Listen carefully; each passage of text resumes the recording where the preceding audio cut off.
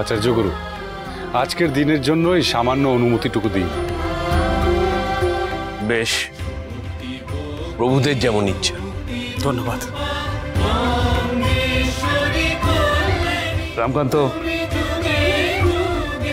প্রভুরাজ, বৌরানীকে সসম্মান এখানে নিয়ে এসো।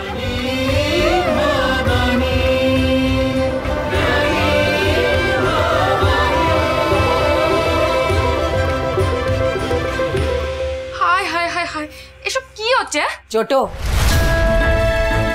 এখন কি মেজো ঠাকুর পুরো কথা কইবি তুই? চুপ থাক। এসো নতুন বউ।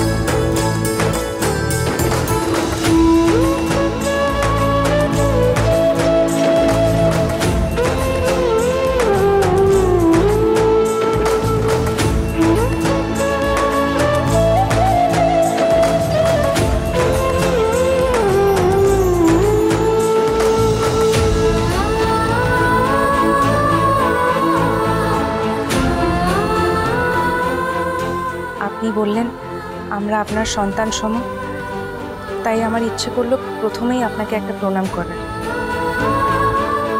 কি বুঝছেন জগৎ শেঠ?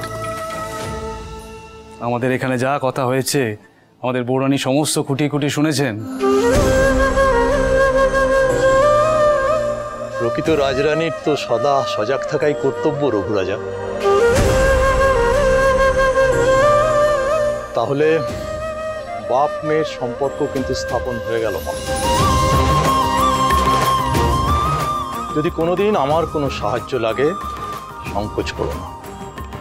বাহ, কত সহজে এত বড় মাপের একজন মানুষকে আপন করে নিল রাজরানী।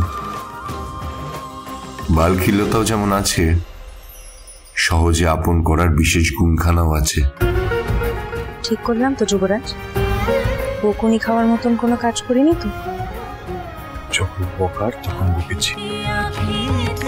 তুমি এখন যেটা করলে সেটা সাধুবাদ জানানোর যোগ্য। আশা করি রাজরানীর অভিমানও কমেছে।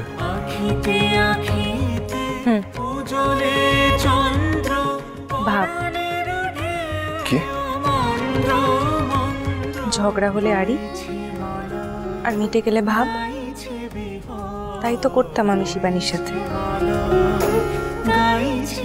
আশা করি আপনার দিক থেকেও ভাব। ভাব। রাজরাজেশ্বরী রানী ভবানী প্রতিদিন রাত 8:30টায় স্টার জলসায়।